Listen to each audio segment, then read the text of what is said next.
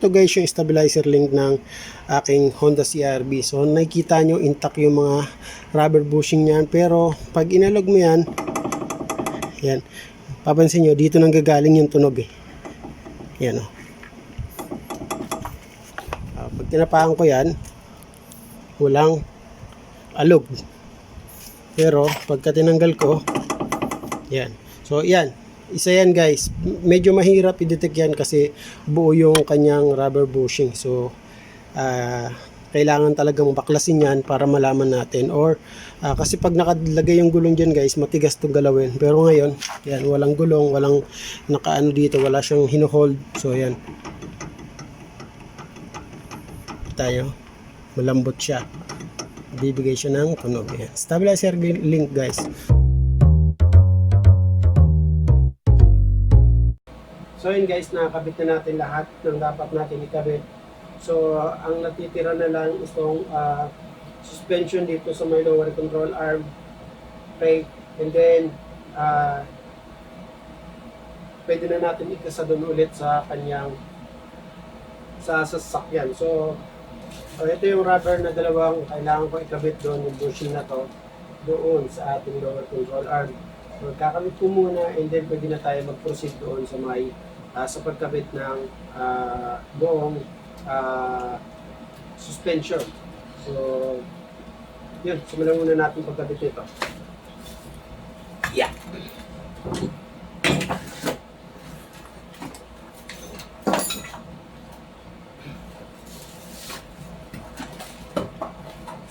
So guys, pinapapansin nyo, hindi ko siya pinalitan yung bushing dito kasi yung dalawang bushing dito at saka dito kasi medyo okay pa siya. So tatagal pa siguro siya ng mga 2 to 3 years. So keep ko muna siya para makasave din tayo ng budget natin, masave natin. And then pagka nakarinig na tayo ulit ng alog, alam na natin kung ano yung papalitan natin kasi wala nang ibang alog dyan kundi silang dalawa na lang.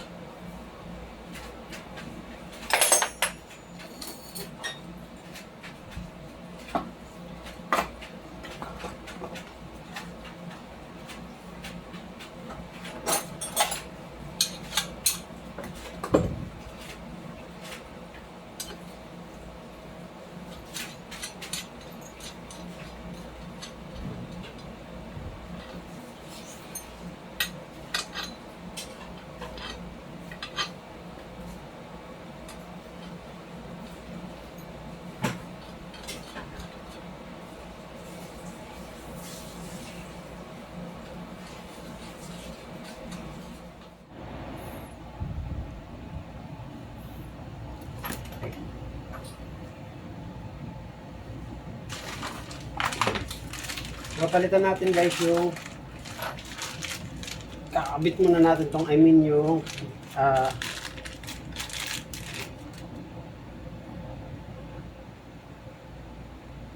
stabilizer link. Okay. So, yun siya.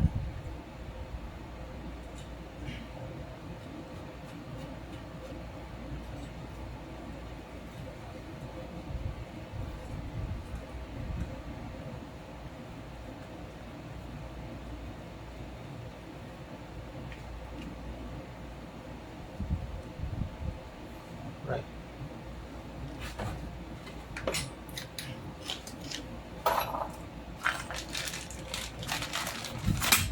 Ito yung kabila. Ayan yung kabila. And then, kita ba guys?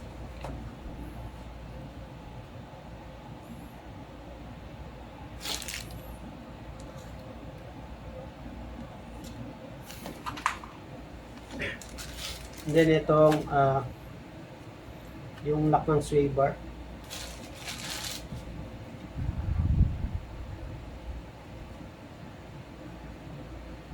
Hindi ko alam bakit wala itong biyak. So yung isa doon na natin sa kabila rin.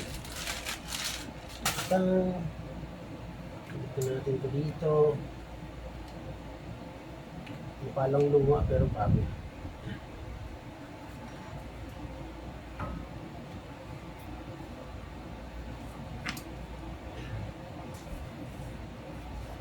So natin yung lock niya.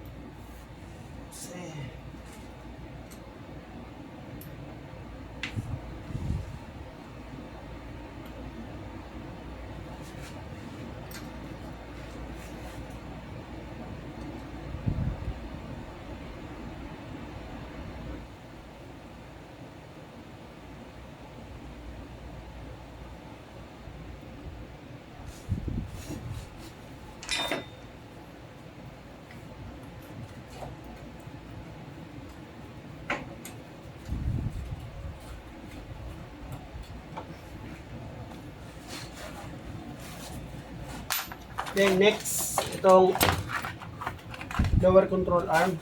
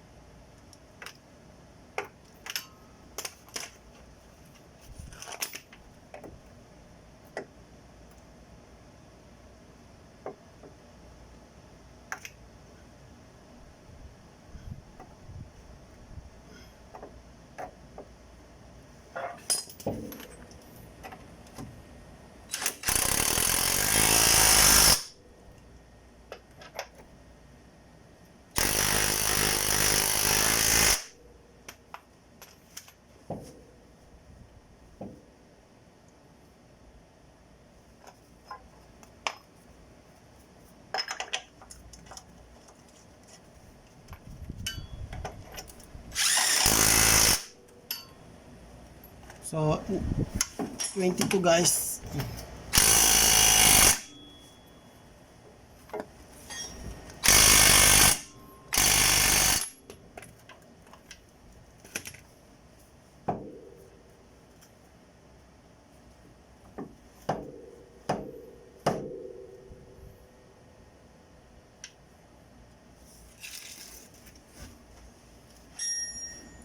Okay, so nakabit na natin dyan. Dito naman tayo sa harapan.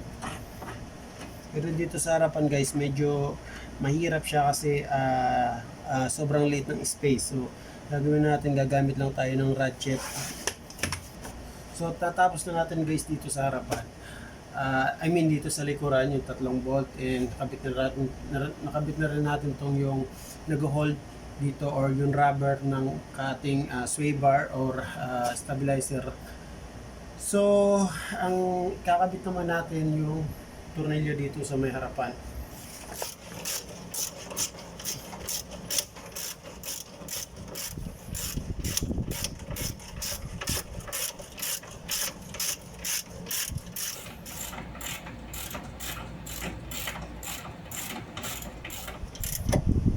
Okay, so higpitan natin lahat ng mga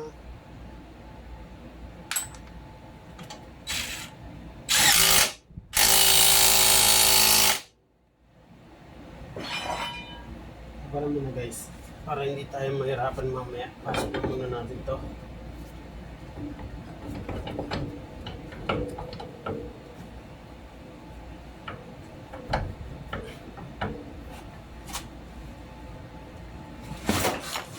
Right?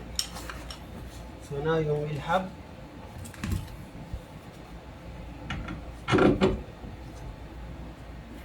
And then yung ating CV axle. Nalimutan natin. Dito pala sa loob yan.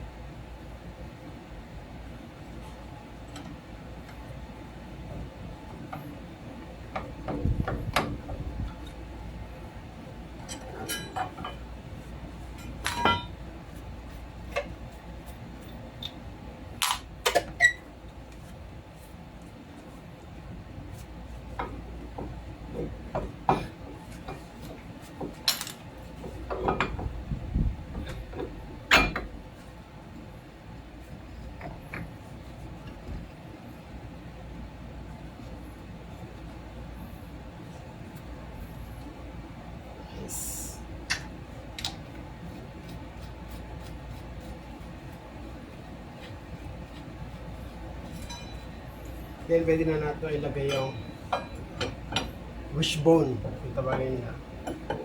Wishbone ng Honda.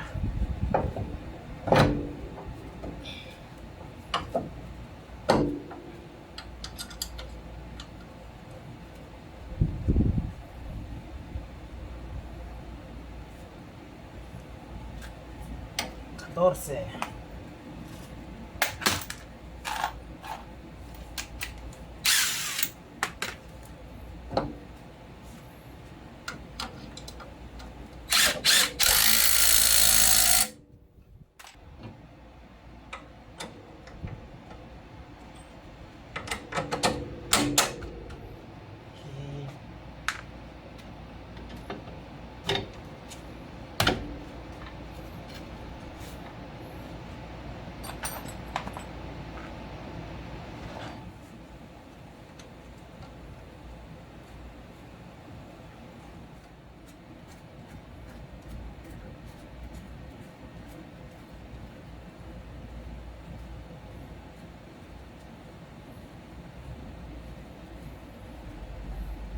So guys, wala pa sana akong balak palitan tong tire rod, pero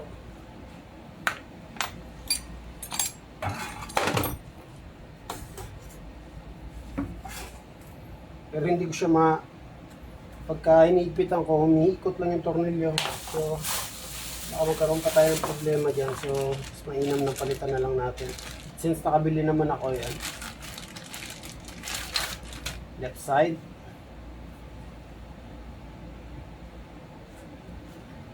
Okay. Same. Right.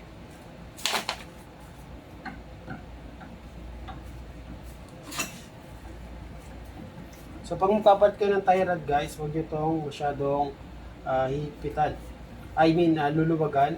Or kung gusto nyo naman tanggalin yan, bilangin nyo yung thread na tinanggal nyo. Or else kumuha kayo ng caliper.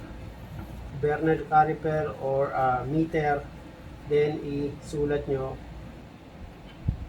para makuha nyo guys yung sukat ng thread yun nga, gamit kayo ng caliper or kahit anong bagay na pwede nyo masave or matandaan yung clearance kung paano nyo siya tinanggal.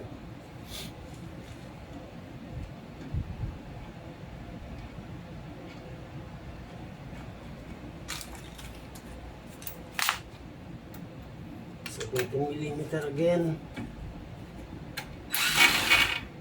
Yun lang patanggal.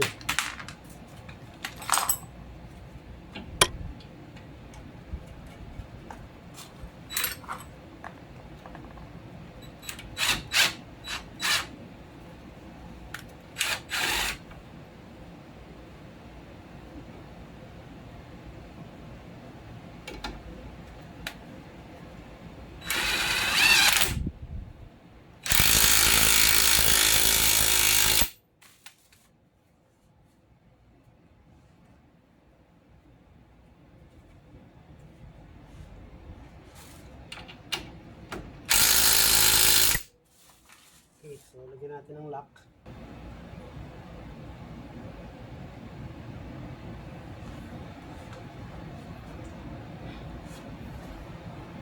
Okay.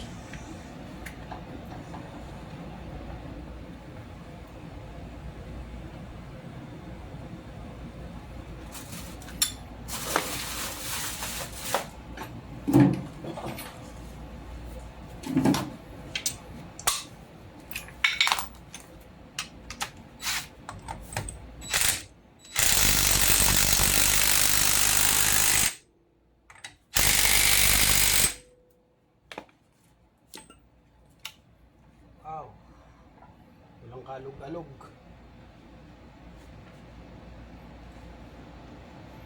Perfect. Then kabit natin itong sensor, ABS sensor. So, bago yan, linisan natin.